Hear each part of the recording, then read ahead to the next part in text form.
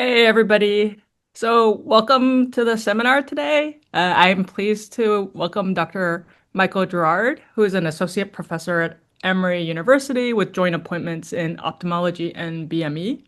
He leads the Ophthalmic Engineering and Innovation Laboratory, and he focuses on AI and physics applications in eye diseases, particularly glaucoma and optic neuropathies. He founded a startup company and has 5 licensed technologies transferred to medtech companies. He's recognized as the world's top 2% scientist and ranked number 4th globally for optic nerve research. And he's won many, many awards and grants at the intersection of engineering and ophthalmology. With that said, I'll let you take it away. Thank you so much, Joyce, and it's a pleasure for me to be here online with you guys. And so I know that my topic is probably a bit unusual for you because you might were expecting to talk on diabetes or diabetic retinopathy, but whatever I'm going to try to show you is hopefully something that could be translated closer to your field. And because a lot of the techniques that I've developed for glaucoma with my group can be applied to other pathologies. And and I'm actually would be excited to start research on diabetes and diabetic retinopathy. This is my financial disclosure. I co-founded the startup company called Abyss Processing. And I thought I would tell you a bit about where I'm from in more details. Joyce already said a few words, but I'm originally from France, where I did my undergrad in Lyon in mechanical engineering, actually. Then I did my PhD at Tulane University in New Orleans on the Sclera. After Hurricane Katrina, unfortunately, I had to move to Devers Eye Institute in Portland, but I still graduated at Tulane University. After that, I continued to do research in ophthalmology, and I went to do a postdoc at Imperial College London. And I started my lab, the Ophthalmic Engineering and Innovation Laboratory. I actually started my lab in Singapore, where I stayed there for about 12 years. And I moved to Emory last year, where I moved my lab, and some people came with me, which is great. And we're continuing to do research on engineering, on AI, and many other topics. So I will say that this is a very cool image. We call it the pillars of creation. And this was taken by the James Webb Telescope. And, just to tell you guys, like each pixel in this image is probably the size of our solar system, right? So it's the image taken from space. This is a lot of gas, and you see 3 major pillars. And I know it's cheesy, but I use this image to make the analogy with my lab, where we focus on 3 fields, including AI, ophthalmic imaging, and physics, with a big emphasis on biomechanics. And I'll try to explain those fields in more details as we go through the talk. So these are the people that do all the work in my lab. A lot of them came from Singapore with me when I moved last year, and they're doing all the great job that we'll be presenting today. So a lot of my work focuses on AI and how to apply AI in ophthalmology. Well, the best thing to do is to ask AI itself. So the prompt at the bottom was created by ChatGPT, and then this prompt was given to the software Sora to generate a video to see what AI will think, how to use AI in ophthalmology. And this is what it gave us. So it makes a lot of sense, right? We take a picture of the eye open, take a picture through the pupil, and eventually with whatever we see, we're gonna generate an AI report and tell us whether we have a disease or not. So that's, I felt was quite interesting. So why do we think AI matters in ophthalmology? The first thing I want to show you is that it's actually extremely easy to get an image of the back of your eye. Right, it's just an iPhone, a lens, 20D lens that you can buy for $400, a mirror. You can see your blood vessel, you can see your optic disc, you can see your nerve cells very, very easily. And It's all non-invasive. Recently, we have other devices that were created in 1991. It's called optical coherence tomography that we used a lot in ophthalmology. Again, non-invasive. You can take beautiful 3D images of the back of the eye. And this is about the time it takes to take those images. And with these technologies, we can see the vasculature. We can see the front of the eye as well. We can start to see axon bundles. So we can start to see axons. We can see whether those are likely to degenerate. We can see photoreceptors. So a lot of cellular structure, a lot of microvascular structure, and also collagen fiber orientation in certain tissues. So we do believe that because eye imaging is non-invasive, high resolution, and generates large volumes of data with direct visibility of cellular structure, we do believe that ophthalmology is one of the most promising fields for AI innovation in medicine. And in fact, if you look at the first FDA-approved AI technology using a CNN convolutional neural network, it was approved in 2018 in the field of ophthalmology, and this was for diabetic retinopathy. This is a technology that's currently being used in Georgia at Johns Creek Primary Care to detect diabetic retinopathy from a single eye image, like I showed you before. So we understood that very early as well. And when I joined Emory, I started to create this lab or this suite, the Eagle Eye Suite, which is AI-powered imaging for eye health, where we gather a lot of nice OCT technology to be able to see a lot of micro structure and micro details of the eye. And ideally, would like to image everybody in Atlanta with all these machines. They're all safe, non-invasive, and 20 seconds, 30 seconds per scan. So this is all great when we get a single image, but sometimes things may not always behave as we might expect. So why am I saying this? Well, because everything in the eye is actually dynamic, right? Whether it's the iris, whether you rotate your eye, you do an eye rub on the right. This is an eye rub done with MRI. So we do believe that this type of mechanics, this is really what biomechanics is about, is things deforming in response to a load or a force. This is a field of biomechanics. We do believe that this knowledge could teach us a lot about pathology and pathology progression. So this is relevant to glaucoma. Glaucoma is damage at the back of the eye, and it's linked with intraocular pressure. So if we zoom on the optic nerve, which is a site of damage in glaucoma, this is how it looks like. And this is where all the axons have to exit the eye to transmit that information to the brain. They go through a tissue that is called the lamina fibrosa, which is a very nice tissue. This tissue has holes in it, and it has holes because the axons have to exit the eye. These tissues deform all the time. The sclera is a white part of your eye, but they deform all the time. Why? Because your pressure inside the eye changes all the time. When you drink a lot of water, when you exercise, you're going to get fluctuation in intraocular pressure. When you sleep at night, there's going to be fluctuation in intraocular pressure. And because you have holes, we believe this is a weak spot, mechanically weak spot. And there's many other loads acting on the optic nerve. For example, the pressure from the brain transmitted to the back of the eye, pushing the eye in the other direction. These loads ultimately could lead to a cascade of events triggering axonal damage at the level of the optic nerve head. So this is a very complex relationship. We don't understand most of it yet.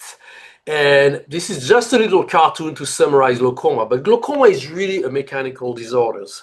There could be pressure that is very high or your tissues are very weak. There's dynamicity.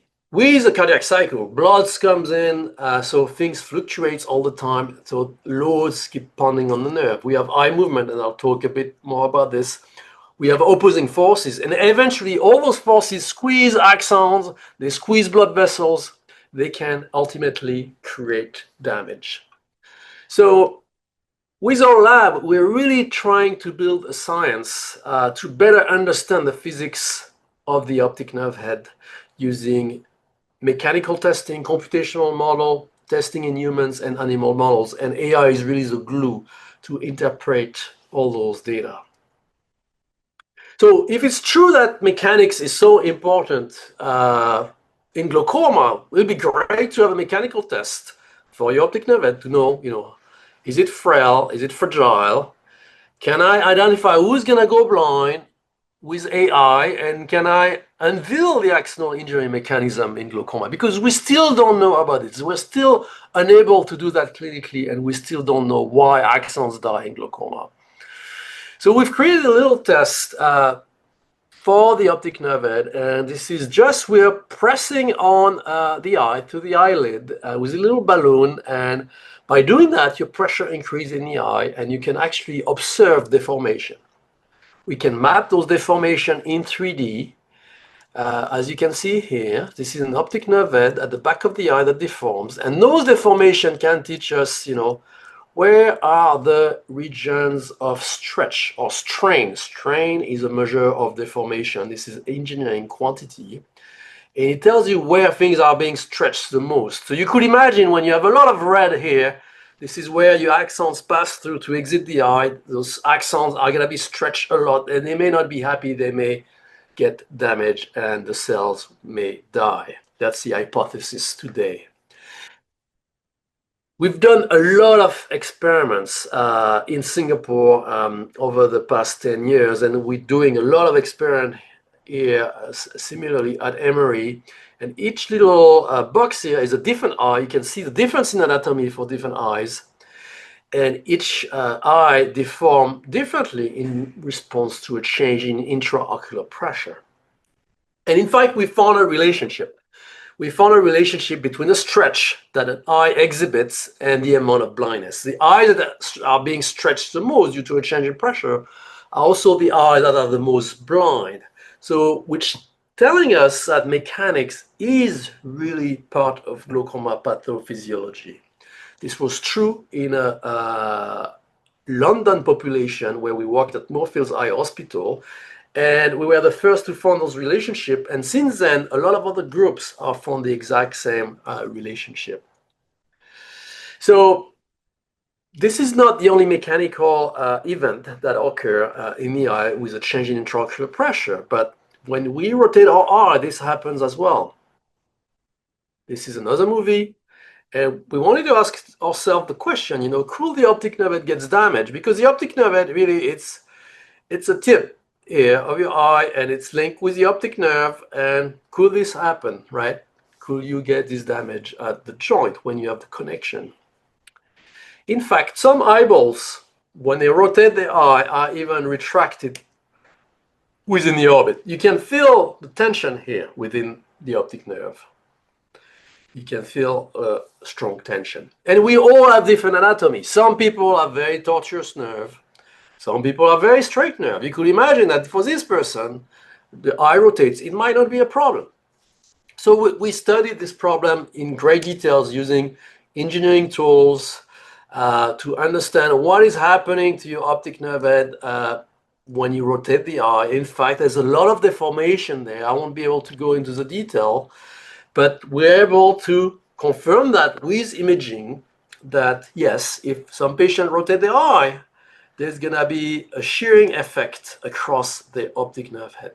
So deformation that are on the same order of magnitude as deformation that could occur from an increase in intraocular pressure. So this is very interesting. We don't know yet whether this is a trigger to kill your axons, but there is a mechanical phenomenon here that might be of interest for certain eye disease. So we decided to put glaucoma patients in MRI scanners to really understand that in a greater detail. And we asked the patients to rotate the eye from left to right, and healthy patient and glaucoma patient, and we just asked them to follow this on the screen. This was a screen that was in the MRI scanner, and the patients were actually following this little dot, and we recorded their tortuosity of the nerve. in baseline gaze, in adduction or abduction, so whether the eyes turn right or left. And we did find that in general, the glaucoma nerve tend to be more straight, more taut, and the normal eyes were more tortuous. So a nerve that is more taut might create more stress, more tension, and generate axonal death. So to confirm this behavior, we looked at a large database from the UK Biobank where we had nerve scans of the macula and MRI scans. So we could look at optic nerve tortuosity and also the thickness of the retina, because the thickness of the retina is really a marker of axonal death. The thinner the retinal nerve fiber layer is, the more axon will have died. So there's a correlation here to be made. So interestingly, we found a strong link between the tortuosity of the nerve and the thickness of the retinal nerve fiber layer. If your nerve is very straight, you get a thinner nerve fiber layer. If your nerve is more tortuous, you get a thicker retina in a way. And so it doesn't tell us causation yet. It doesn't tell us causation. But this is a relationship that we found in 10,000 patients, which is very, very interesting. There is a link between the orbit of the eye and the eye itself. And it's important, if we want to look at glaucoma, not to only look at the eye, but what is beyond the eye, maybe even toward the brain. So it's been argued that some eye movements could be beneficial to optic nerve health. Why is that? Well, because when you rotate your eye, well, it might make things move better, right? Blood flow might move better. Axonal transport might move better. So eye movement might be beneficial. So small movements might always be beneficial for any organ. But it could be that it could be a tipping point that if your nerve is too taut or straight, there could be a tipping point with including other mechanical factors that could eventually trigger axonal injury.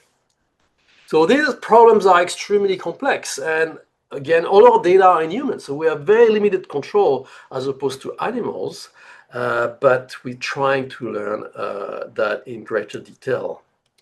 So in fact, different glaucoma populations behave differently, and I won't have time to go through the details here, but just to tell you, different group of glaucoma, which is different subtypes, may behave mechanically in a different manner.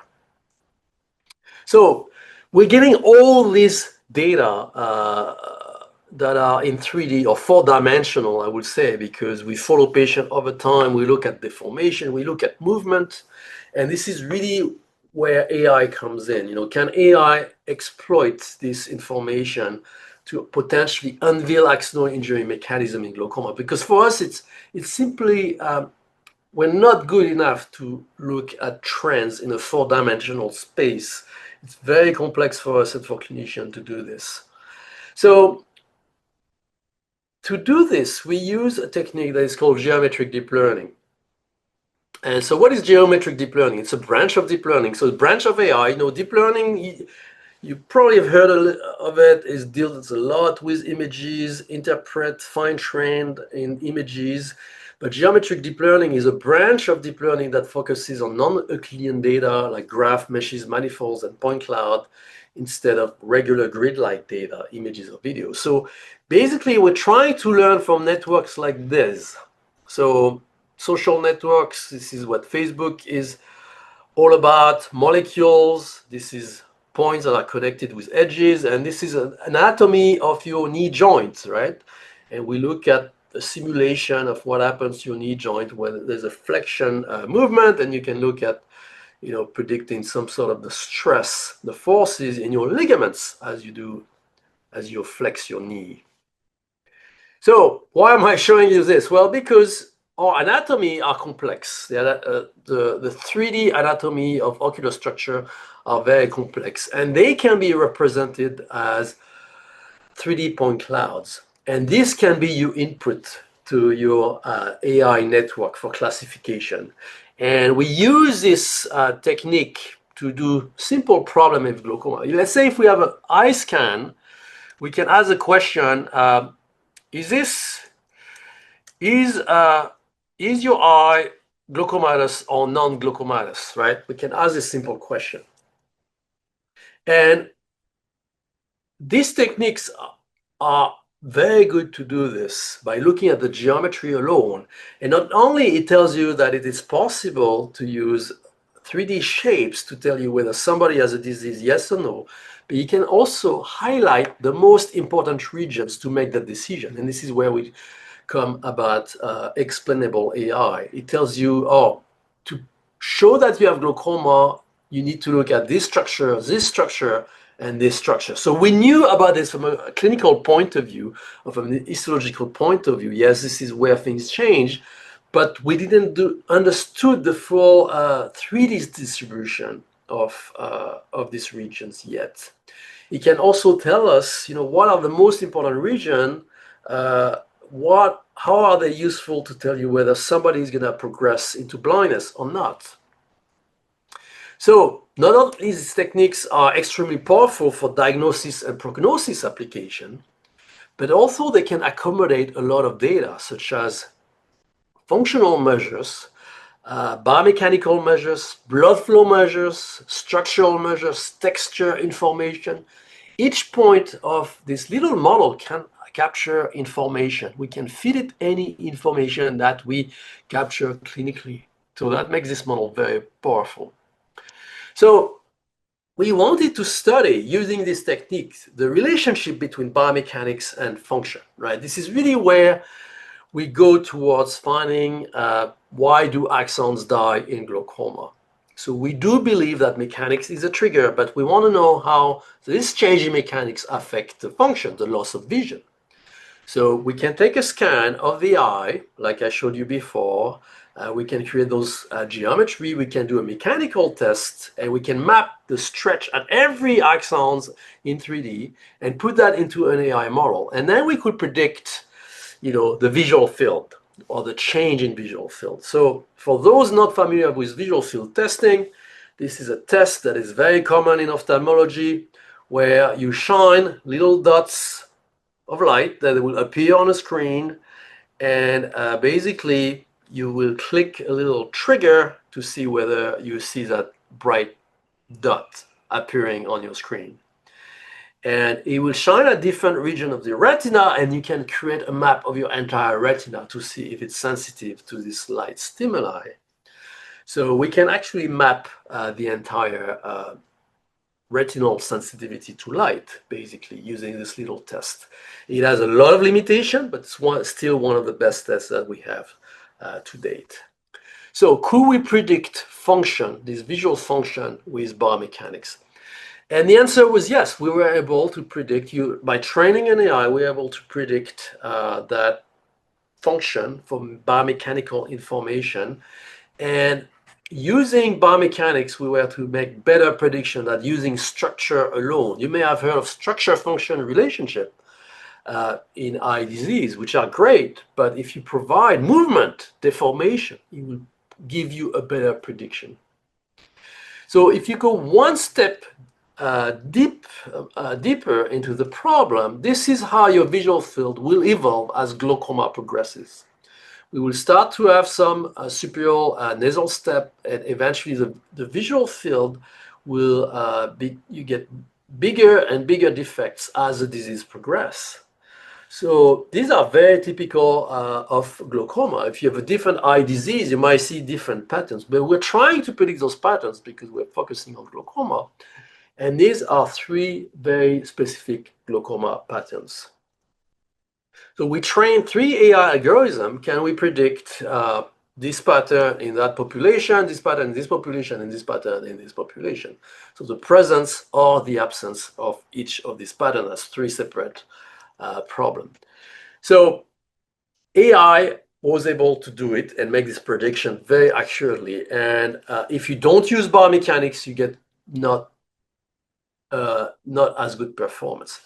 But the bigger advantage of our explainable AI technique, it can tell you why and how it's making a prediction. So, for example, to predict an early defect of visual field loss, it tells us, oh, you need to look at the stretch right here in this part of the eye. If I know the stretch, the biomechanics right here, I will be able to predict this type of pattern. And to predict this type of pattern, I need to look at a stretch in a much larger region, covering axons in a much larger region. And if I look at this part of the nerve, the optic nerve head, I can predict this pattern. So we're able to potentially predict the biomechanically sensitive regions of the eye, where potentially axons could die and get damaged. This is where we're getting at. And this is just a summary of those three patterns. So as the disease progresses, you see the visual field on the left is getting worse and worse. And it's telling us to make the prediction, we need to look at stretch covering a larger and larger area. So the biomechanics right here is very important, at least according to our AI algorithm. And again, this is something that we didn't really know. We don't really know where are the mechanically sensitive regions of the optic nerve head. And AI is helping us about this. So it's also telling us the sensitive region is right where the axons are turning 90 degrees. It makes a lot of sense. You could have a lot of stress right at the level of the axons. This is a summary plot of what I just said. And what is exciting about this technique is that we can go one step deeper. And we just got a grant from the NIH to study this at the level of the axon bundles with some imaging equipment, such as the M2 OCT device. In fact, we just received the device today. They're installing it today in my lab. This is an adaptive optics device. And it can start to let you see axon bundles in 3D using this technology. And we're trying, of course, it's very noisy, so we are trying to map the axon bundle pathways in 3D. And because we still do the mechanical test where we gently poke onto the eye acutely for a very short period of time, we can start looking at the deformations at the level of the axon bundle. We can start to map the compression, the torsion, the bending, the stretch, and using AI, tell us, using explainable AI, tell us what is the actual trigger that will cause vision loss. So we can do this because we're currently recruiting a large glaucoma cohort of about 800 patients. And we follow those glaucoma patients for about 5 years. And using AI, we can predict glaucoma progression. In any glaucoma population, there's about 20% of eyes that will progress into glaucoma, even if they receive some type of treatment to lower the intraocular pressure. So we will have access to patients that will progress into blindness, and we will be able to understand what is the mechanical trigger at the axon level that is causing glaucoma. And this information will be great because once we understand the mechanism, we can start to think about better treatment for glaucoma, which we really don't have. So we are trying to also use a mice model of axonal injury to also do this in parallel. So it's very important because the human, like I said, there's a lot of limitations. So we have devices that also let you see axon bundles very nicely in mice, and we can reproduce the same mechanical test. In mice, it's much easier because you can insert a needle into the eye and you can better control of intraocular pressure, but it's very important to do this research in parallel between humans and animals. So to also better understand how the disease progresses, we're exploiting data at the Emory Eye Center. We have access to 15 years of glaucoma data. And this is, for instance, just a single glaucoma patient. Those data are in Epic. And just to give you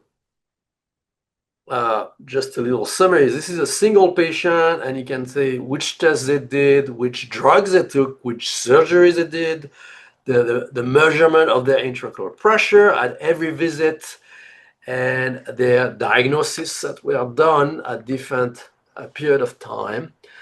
But importantly, we have access to 15 years of medical record for thousands and thousands and thousands of eye, including the drugs they took, the surgeries they did, their OCT scans, their images, their function measurement as well.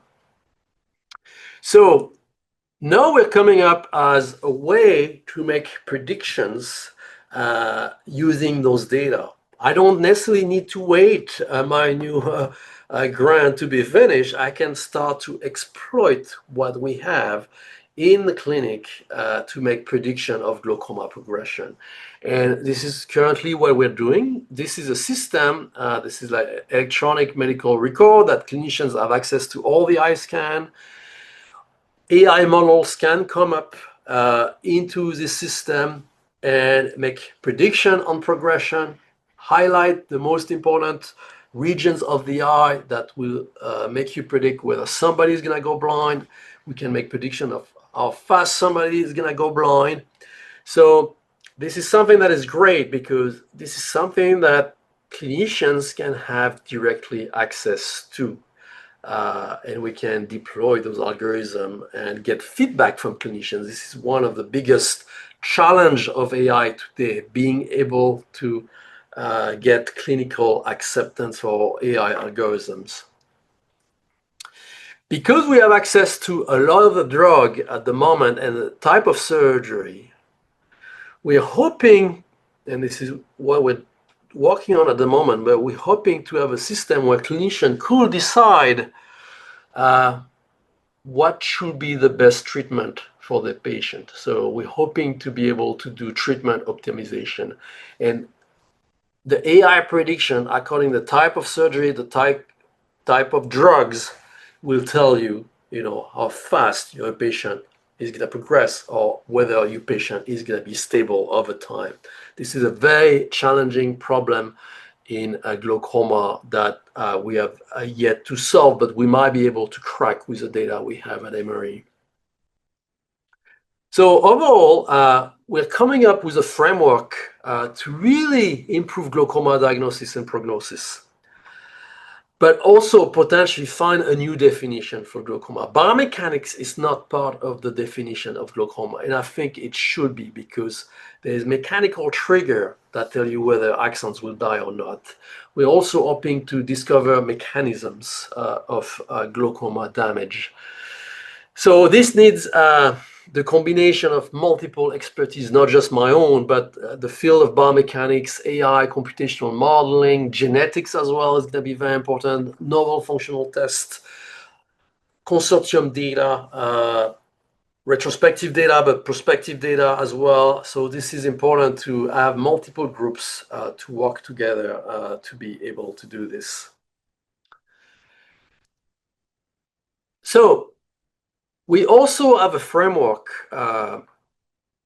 for multiple eye disease. So I've mentioned glaucoma. We're looking more and more on neuro-ophthalmic and neurological disorders as well. We're looking at myopia and its complication. Of course, diabetes and diabetic retinopathy are also high on the list. But we have a framework where we can combine engineering tools, all the engineering and the new AI technology together to make sense of disease prediction. This is just an example on the field of neuro-ophthalmology. This is a healthy optic nerve head, as you can see, that we can get with OCT. This one is called papilledema, and there is an increase in intracranial pressure, and it's often due to a tumor inside the brain. The tumor grows, increases the pressure, and the optic nerve head swells. And this can be life-threatening. It can be also vision-threatening because if it compresses the wrong artery, then you can lose vision very, very quickly within 1 or 2 days. So it's very important to have a great diagnosis of this.